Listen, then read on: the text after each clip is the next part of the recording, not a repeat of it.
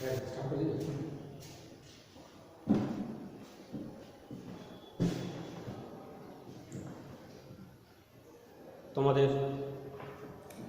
Fourth টার্মিনালে syllabus অনুযায়ী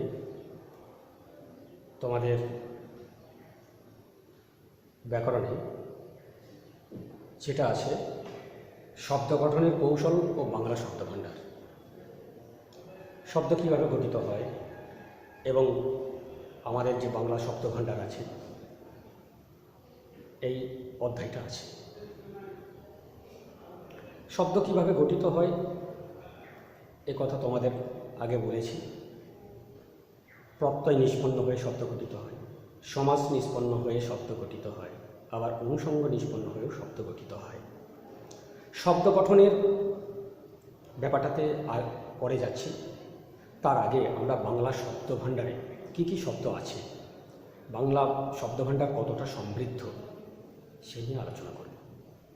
যে কোনো ভাষার ক্ষেত্রে শব্দভাণ্ডার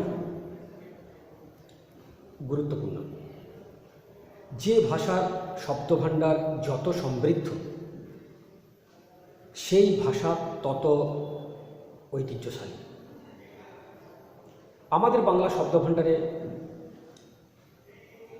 যে শব্দ সেই শব্দ নিয়ে আলোচনা করব। আমাদের বাংলা শব্দভাণ্ডারে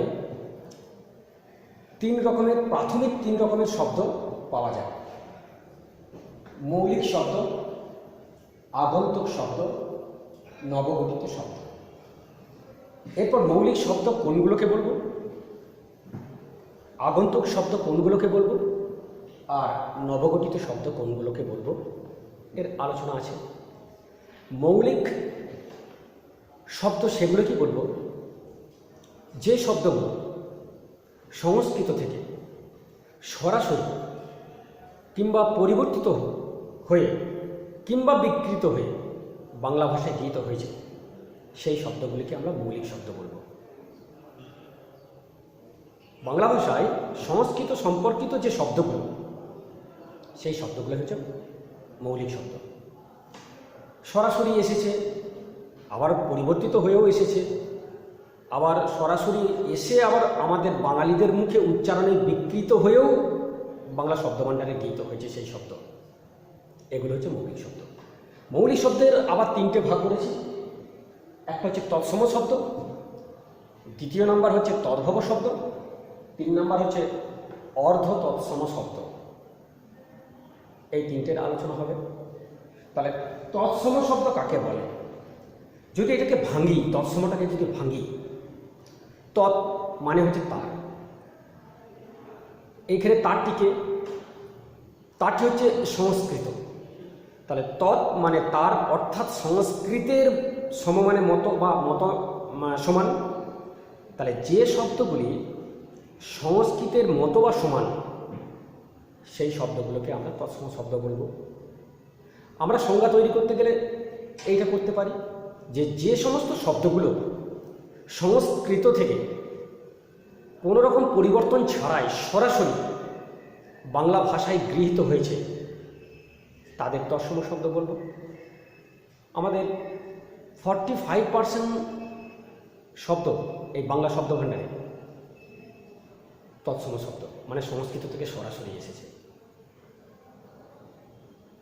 চন্দ্র, সূর্য,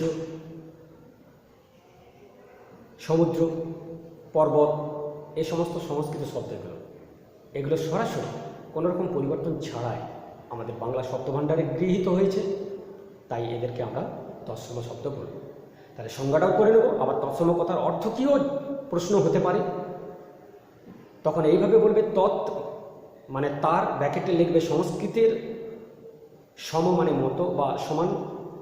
তাই যে সমস্ত শব্দগুলো সংস্কৃতের মতো বা সমান তাদেরই তৎসম শব্দ বলে। চন্দ্র, সূর্য, সমুদ্র, পর্বত, এই ধরনের অনেক কথা আছে, অনেক শব্দ আছে। শিক্ষক, ছাত্র, এগুলো তৎসম শব্দ। এগুলো সরাসরি আমাদের বাংলা শব্দভাণ্ডারে এসেছে, তাই তৎসম শব্দ। দ্বিতীয় নম্বরে আছে এই মৌলিক শব্দের, দ্বিতীয় নম্বরে আছে তদ্ভব শব্দ। তদ্ভব শব্দ কাকে বলে এবং কোনগুলো সেটা আমরা জানব। তদ মানে তার, আমরা আগেই জেনে ফেলেছি। ভব মানে জাত বা হওয়া। যে সমস্ত শব্দগুলো সংস্কৃত থেকে জাত বা হয়েছে সেই শব্দগুলোকে তদ্ভব শব্দ বলব। কিভাবে হয়েছে? না, একটা ধারাবাহিক পরিবর্তনের মধ্য দিয়ে হয়েছে। আমাদের সংস্কৃত, বৈদিক সংস্কৃত যেটা ধরা হয় প্রাচীন ভারতীয় আর্য ভাষা, তারপর মধ্য ভারতীয় আর্য ভাষা, তারপর নব্য ভারতীয় আর্য ভাষা, তারপর প্রাকৃত ভাষা। প্রাকৃতর আবার স্তর হয় বিভিন্ন অপভ্রংশ, তারপর হয়েছে অভট্ট। এই যে বিভিন্ন স্তর দিয়ে অবশেষে বাংলা ভাষায় গৃহীত হয়েছে, এই শব্দগুলিকে আমরা তদ্ভব শব্দ বলব। তাহলে তদ্ভব শব্দের সংজ্ঞাটা এইভাবে বলা যেতে পারে, যে সমস্ত সংস্কৃত শব্দ প্রাকৃত, অপভ্রংশ ইত্যাদির স্তর বেয়ে বাংলা ভাষায় গৃহীত হয়েছে, একটা নির্দিষ্ট ধ্বনি পরিবর্তন হয়ে বাংলা ভাষায় গৃহীত হয়েছে, সেই শব্দগুলিকে তদ্ভব শব্দ বলব। এই তদ্ভব শব্দগুলিকেই আমরা বাংলা ভাষার নিজস্ব সম্পদ বলতে পারি। বাকি যত সব আমাদের বাংলা শব্দভাণ্ডারে গৃহীত হয়েছে শব্দ, সব মানে আমরা ঋণ করেছি বলা যেতে পারে। এই তদ্ভব শব্দটাকে বাংলা ভাষার নিজস্ব সম্পদ এই কারণেই বলবো, এই শব্দগুলোর মধ্য দিয়েই কিন্তু আমরা বাংলা ভাষা সৃষ্টির ইতিহাসটা জানতে পারি। তাই তদ্ভব শব্দকে বাংলা ভাষার নিজস্ব সম্পদ বলা হয়। আর প্রাকৃতজ শব্দও বলা হয়, কারণ না প্রাকৃত মানে মূল শব্দ, সেই জন্য প্রাকৃতজ শব্দ বলা হয়। কেন বাংলা ভাষার নিজস্ব সম্পদ বলা হয় সেটা তো বললাম। এটা একটা প্রশ্ন হতে পারে যে তদ্ভব শব্দগুলিকে বাংলা ভাষার নিজস্ব সম্পদ বলা হয় কেন? না, তদ্ভব শব্দগুলির মধ্য দিয়ে আমাদের বাংলা ভাষার সৃষ্টির ইতিহাস জানতে পারি, সেই কারণে তদ্ভব শব্দগুলিকে আমাদের বাংলা ভাষার নিজস্ব সম্পদ বলা হয়। তদ্ভব শব্দ কেমন করে এসেছে? যেমন কৃষ্ণ তৎসম অর্থাৎ সংস্কৃত শব্দ, তারপর আসছে একটা স্তরে কণ্ঠ, তারপরে স্তরে আসছে কান্ন, তারপর কানু, এখন কানায়, এই যে স্তরে আসছে খাদ্য, খজ্জ, খাজা, হস্ত, হত্থ, হাত। এই যে ধারাবাহিক পরিবর্তিত হয়ে একটি নির্দিষ্ট ধ্বনি পরিবর্তনের মধ্য দিয়ে বাংলা ভাষায় গৃহীত হচ্ছে এই শব্দগুলি, তাই এই শব্দগুলিকে আমরা তদ্ভব শব্দ বলি। তাহলে তদ্ভব শব্দ জানতে পারলাম, তৎসম শব্দ জানতে পারলাম, এরপর হচ্ছে অর্ধ তৎসম শব্দ। এই অর্ধ তৎসম শব্দগুলো কিন্তু সংস্কৃত থেকে সরাসরি এসেছে, কিন্তু এলে কি হবে, বাঙালিরা বিকৃতভাবে উচ্চারণ করে ফেলেছে, তাই এদেরকে অর্ধ তৎসম হয়েছে, মানে ভাঙা তৎসম। ওই জন্য ভগ্ন তৎসমও বলা যায়। কীভাবে ভেঙেছে? না, কৃষ্ণ আমরা জানি এটা তৎসম শব্দ, সেটা হয়ে গেল কেষ্ট। শ্রাদ্ধ সংস্কৃত শব্দ, সেটা হয়ে গেল ছেরাদ্দ। শ্রী হয়ে গেল ছিরি, গৃহিণী হয়ে গেল গিন্নি, রৌদ্র হয়ে গেল রোদ্দুর, জ্যোৎস্না হয়ে গেল জোছনা। এই যে বাঙালিরা বিকৃত করে উচ্চারণ করছে, তাই এর নাম দেওয়া হয়েছে অর্ধতৎসম বা ভগ্ন তৎসম। তাহলে কাকে বলে, সংজ্ঞা কী বলা যেতে পারে? না, যে সমস্ত তৎসম শব্দগুলি বাঙালির মুখে উচ্চারণের বিকৃতি হয়ে বাংলা ভাষায় গৃহীত হয়েছে, সেই শব্দগুলিকে অর্ধতৎসম বা ভগ্ন তৎসম শব্দ বলে। আর উদাহরণ তো দিলাম আমি, কৃষ্ণ থেকে কৃষ্ট, বিষ্ণু থেকে বিষ্ণু, শ্রী থেকে ছিরি, রৌদ্র থেকে রোদ্দুর, জ্যোৎস্না থেকে জোছনা। এরকম অজস্র আছে যেগুলো আমরা বিকৃত করে উচ্চারণ করে দিয়েছি এবং দারুণভাবে প্রচলিত এখন, এবং আমাদের সাহিত্যে, আমাদের গানে এই সমস্ত শব্দগুলো ইউজ হয়। মৌলিক শব্দ হয়ে গেল। মৌলিক শব্দ জেনে ফেলেছি আমরা, যে সমস্ত শব্দগুলো সংস্কৃত থেকে সরাসরি কিংবা পরিবর্তিতভাবে কিংবা বিকৃতভাবে বাংলা ভাষায় গৃহীত হয়েছে, সেই শব্দগুলো হচ্ছে মৌলিক শব্দ। তিন রকমভাবে এসেছে, তৎসম সরাসরি এসেছে, তদ্ভব পরিবর্তিত হয়ে এসেছে, অর্ধতৎসম বিকৃত হয়ে এসেছে।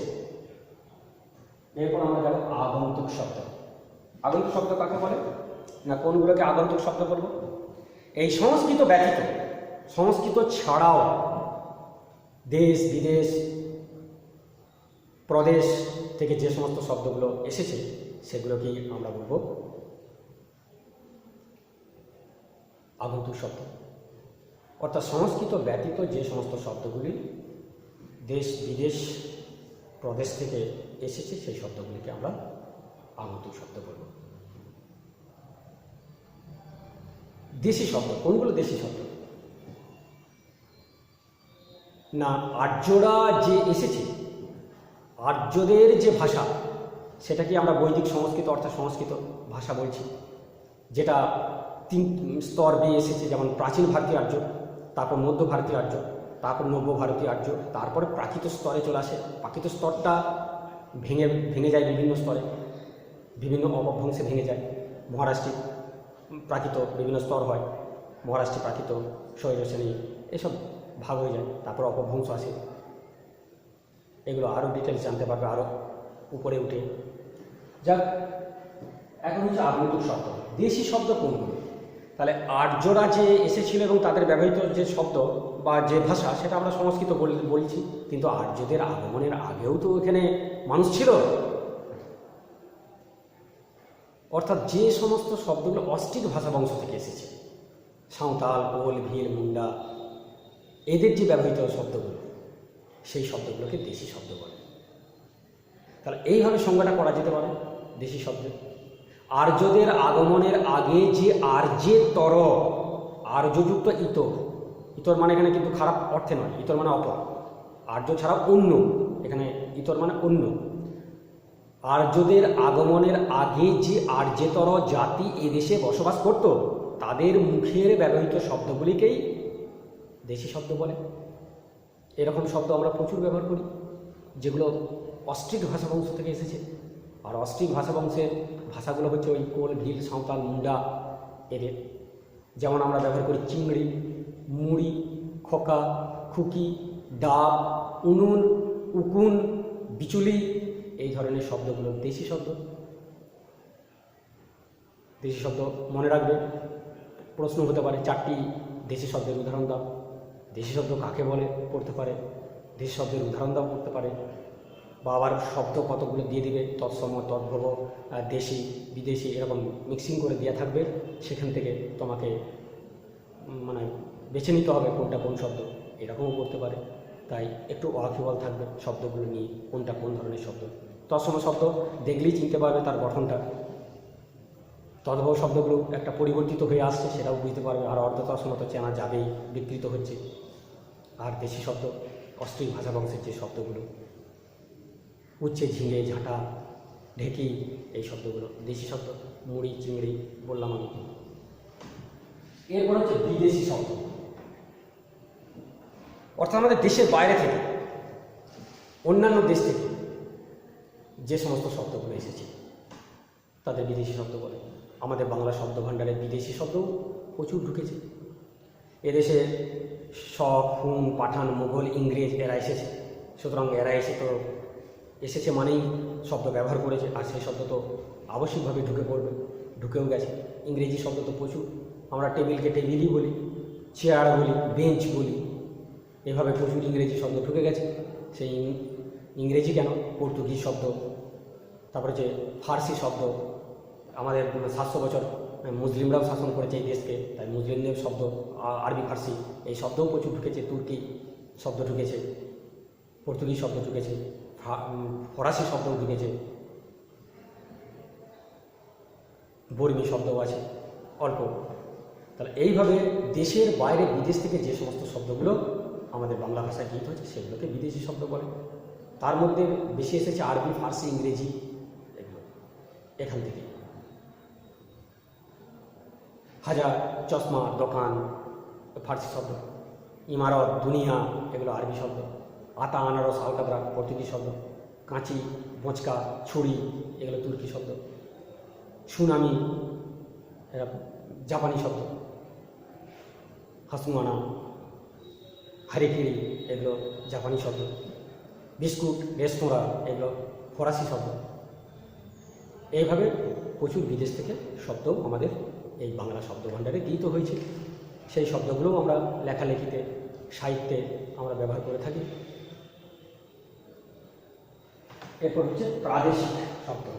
প্রাদেশিক শব্দ নামটাতেই বুঝতে পারছ যে আমাদের ওয়েস্ট বেঙ্গল বা বাংলা, এখন ওয়েস্ট বেঙ্গল, পূর্ববঙ্গেও বাংলা, আসামের কিছুটা অংশ বাংলা, ত্রিপুরা বাংলা। এই বাংলা ছাড়াও যে আরও প্রদেশ আছে, মারাঠি, গুজরাটি, তামিল অর্থাৎ তামিলনাড়ু, গুজরাটি গুজরাট, তারপর হচ্ছে তেলেগু অন্ধ্রপ্রদেশ, এই যে বিভিন্ন প্রদেশের ভাষা থেকেও কিছু শব্দ আমাদের বাংলা শব্দভাণ্ডারে গৃহীত হয়েছে।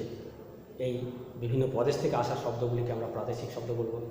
যেমন হরতাল গুজরাটি শব্দ, তারপর হিন্দি থেকেও এসেছে, হিন্দি থেকেও অনেক শব্দ এসেছে। চুরুট তামিল শব্দ, বিমা হিন্দি শব্দ। এইভাবে প্রচুর হিন্দি, প্রচুর নয়, প্রদেশ থেকে খুব বেশি আসেনি, তবে বিদেশ থেকে প্রচুর শব্দ আমাদের বাংলা শব্দভাণ্ডারে গৃহীত হয়েছে। প্রদেশ থেকেও কিছু শব্দ এসেছে, সুতরাং সেই শব্দগুলোকে আমরা প্রাদেশিক শব্দ বলব। এগুলো কিছু কিছু মনে রাখতে হবে। এইটা হয়ে গেল। তার আগন্তুক শব্দ কোনগুলো না, সংস্কৃত ছাড়া দেশ, দেশ মানে ওই আর্যদের আগমনের আগে যে জাতি বসবাস করতো এখানে, সেই তাদের, তাই ওদেরকে কোলভিল, মুন্ডা, এদেরকে আদিবাসী বলা হয়। এরাই প্রথম আমাদের ইন্ডিয়াতে এসেছিল, অস্ট্রেলিয়া, আফ্রিকা, এইসব জায়গা থেকে। তাই এটাই হচ্ছে আমাদের পুরনো ভাষাবংশ, সেটা হচ্ছে অস্ট্রিক। আর ইন্দো ইউরোপীয় ভাষাবংশটার থেকেই আমাদের বাংলা ভাষার জন্ম, অস্ট্রিক থেকে নয়। ইন্দো ইউরোপীয় ভাষাবংশ থেকেই কিন্তু আমাদের বাংলা ভাষাটার জন্ম। যদি ভাষা বংশটা বলি, সেখান থেকে প্রচুর স্তর আছে, সেগুলো এখানে বললে বুঝতেও পারবে না। আরও বড় হও, পড়বে, অবশ্যই পড়বে, বাংলা নিয়ে পড়লে তো এগুলো পড়তেই হবে। তারপর দেখো এরপর হচ্ছে নবগঠিত শব্দ। কিছু শব্দ আছে বিভিন্ন ভাষার মিক্সিং করে, সংযোগ ঘটিয়ে শব্দ তৈরি করা হয়। এই ভাষা থেকে এই ভাষার সঙ্গে ওই ভাষার হয়তো প্রত্যয়টা এই ভাষা, শব্দটা অন্য ভাষা, কিংবা উপসর্গটা এই ভাষা, শব্দটা অন্য ভাষা। এইভাবে বিভিন্ন ভাষা সমন্বয়ে যে শব্দগুলো তৈরি হয়েছে। আবার অনুদিত শব্দও আছে কিছু, সেগুলোকেও আমরা নবগঠিত শব্দ বলব। যেমন আমরা কাঁদানে গ্যাস বলি, এটা ইংরেজি শব্দটাকে আমরা বাংলা অর্থ করে নিয়ে বলছি। টিয়ার গ্যাসটাকে বলছি কাঁদানে গ্যাস। তারপর নিউজ পেপার, আমরা বলি খবরের কাগজ। এরকম কিছু অনুদিত শব্দ আছে, সেটা সেই হিসেবেই দুটো ভাগ করা হয়েছে। একটা হচ্ছে সংকর বা মিশ্র শব্দ, আর একটা হচ্ছে নবগঠিত শব্দ। সংকর মানে হচ্ছে হাইব্রিড, দুটো মানে বিজাতীয়র মিশ্রণ। এক ভাষার শব্দের সাথে আরেক ভাষার শব্দ মিশেও হতে পারে, কিংবা এক ভাষার শব্দের সাথে আরেক ভাষার শব্দের প্রত্যয় বা উপসর্গ এইসব যোগ করেও হতে পারে। তাহলে এক ভাষার শব্দের সাথে আরেক ভাষার শব্দের বা প্রত্যয় আদির মিশ্রণে যে শব্দ গঠিত হয় তাকে সংকর শব্দ বা মিশ্র শব্দ বলে। যেমন পাউরুটি, পাও একটা, রুটি একটা।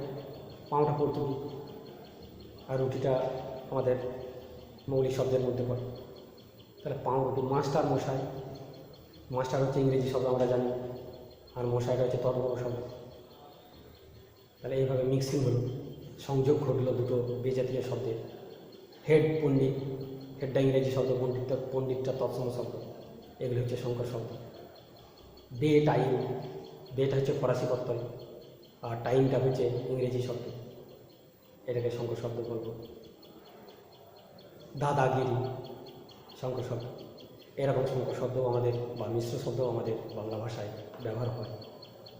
এরপর নবগঠিত শব্দ। নবগঠিত শব্দ বললাম যে কিছু শব্দ আছে, বিশেষ করে ইংরেজি শব্দ থেকেই আমরা অনুবাদ করে সেই শব্দগুলোকে ব্যবহার করে থাকি এই বাংলা ভাষাতে। নিউজ পেপার, খবরের কাগজ, কাঁদানে গ্যাস, যেটা টিয়ার গ্যাস, কাঁদানে গ্যাস। আরও বলা যেতে পারে হাত ঘড়ি, এটাও জানি, রিস্ট ওয়াচ, যেটাকে আমরা বাংলা করে নিয়েছি হাত ঘড়ি। এরকম। তাহলে কী হলো, আর একবার আমি একটু সংক্ষেপে বলে দিই। আমাদের বাংলা শব্দ ভাণ্ডারের প্রাথমিকভাবে 3 রকমের শব্দ এসেছে। মৌলিক শব্দ, আগন্তুক শব্দ আর হচ্ছে নবগঠিত শব্দ। মৌলিক শব্দকে আমরা 3টে ভাগ করেছি: তৎসম শব্দ, তদ্ভব শব্দ, অর্ধতৎসম শব্দ। তৎসম শব্দ সরাসরি এসেছে সংস্কৃত থেকে, বাংলা ভাষাতে। তদ্ভব শব্দ ধারাবাহিক পরিবর্তিত হয়ে নির্দিষ্ট ধ্বনি পরিবর্তনের মাধ্যমে এসেছে। আর অর্ধতৎসম শব্দগুলো তৎসম অর্থাৎ সংস্কৃত থেকে সরাসরি এসেছে, কিন্তু বাঙালির মুখে উচ্চারণে বিকৃতি ঘটেছে। তারপরে হচ্ছে আগন্তুক শব্দ। আগন্তুক শব্দ 3টে: দেশি, আর্যদের আগমনের আগে যে আর্যিতর জাতি এদেশে বসবাস করত তাদের মুখের ব্যবহৃত শব্দগুলো হচ্ছে দেশি শব্দ। বিদেশি, আমাদের দেশের বাইরে বিদেশ থেকে যে সমস্ত শব্দগুলো এসেছে বিদেশি শব্দ। প্রাদেশিক, আমাদের এই ভারতবর্ষেরই বিভিন্ন প্রদেশ থেকে যে শব্দগুলো এসেছে সেগুলো প্রাদেশিক শব্দ। আর নবগঠিত শব্দ 2 রকম থাকছে। একটা হচ্ছে সংকর বা মিশ্র শব্দ, যে শব্দগুলো 2 বিজাতীয় শব্দের সংযোগে গঠিত হচ্ছে তাদের সংকর বা মিশ্র শব্দ বলে। আর একটা হচ্ছে নবগঠিত শব্দ ও নবগঠিত শব্দ। এই নবগঠিত শব্দ এটাকে বলা যেতে পারে অনুদিত। এটা নবগঠিত লেখা হয়ে গেছে অনুদিত শব্দ, অনুবাদ করে, কারণ তাই অনুবাদ হচ্ছে।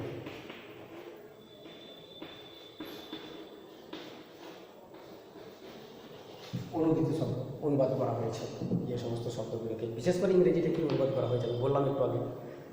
আমার এখানে নবগঠিত লেখে আবার এখানে লেখা হয়ে গেছে। এটা অনুদিত শব্দ হবে, 2টো ভাগ নবগঠিত শব্দের। একটা হচ্ছে সংকর বা মিশ্র শব্দ, আর একটা হচ্ছে অনুদিত শব্দ। সংস্কৃত থেকে অনুবাদ করে যে শব্দগুলো আমরা বাংলা শব্দভাণ্ডারে ব্যবহার করি সেগুলো অনুদিত শব্দ। টিয়ার গ্যাস, কামানে গ্যাস, নিউজ পেপার, খবরের কাগজ, রিস্টওয়াচ, হাত ঘড়ি, এগুলো পড়ে নেবে ভালো করে। এর পরের দিন শব্দ গঠনের যে কৌশল সেগুলো দেখাবো। শব্দ গঠনের কৌশল জানতে গেলে তোমরা একটু বইটাকে ফলো করবে। উপসর্গ ব্যাপারটা জানতে হবে, অর্থাৎ শব্দের সামনেও কিছু দিয়ে শব্দকে আলাদা মাত্রা দেওয়া যেতে পারে, আবার শব্দের পিছনে অর্থাৎ প্রত্যয় দিয়ে আমরা নতুন নতুন শব্দ তো গঠন করি। আমরা জানি যে প্রত্যয় কাকে বলে, না ধাতু বা শব্দের সাথে যে সমস্ত ধ্বনি বা ধ্বনিগুচ্ছ যুক্ত হয়ে নতুন নতুন শব্দ বা ধাতু গঠন করে তাদের প্রত্যয় বলে। এই প্রত্যয়টা আমাদের জানতে হবে। আর উপসর্গ কাকে বলে, ও ধাতু বা শব্দের পূর্বে বসে, এরা পূর্বে বসে ওই ধাতুর নানা অর্থের সৃষ্টি করে। একটা ধাতু ফিক্সড রয়ে গেল, কিন্তু উপসর্গগুলো চেঞ্জ করলে কিন্তু অর্থটা পাল্টে যাবে। যেমন ধরো কৃতি, কৃতি একটা ধাতু, তার আগে আমি যদি আ দিই তাহলে আকৃতি, আকৃতি মানে আকার। বি দিলে বিকৃতি মানে বিকার। প্রতি উপসর্গ যোগ করলে প্রতিকৃতি মানে ছবি। এইভাবে পাল্টে যায়। উপসর্গেরও বেশ একটা গুরুত্বপূর্ণ ভূমিকা নেয় শব্দ গঠনের ক্ষেত্রে। প্রত্যয় তো নেয়, প্রত্যয় তো নতুন নতুন শব্দ বানায়, এটাও জানতে হবে। ঠিক আছে, এর পরের দিন হবে শব্দ গঠনের কৌশল নিয়ে আলোচনা করব। শব্দ ভাণ্ডারটা দেখিয়ে দিলাম কী রকম কী শব্দগুলো আছে। এরপর শব্দ গঠনের কৌশলটা তোমাদের এর পরের ক্লাসে আলোচনা করব। আজকে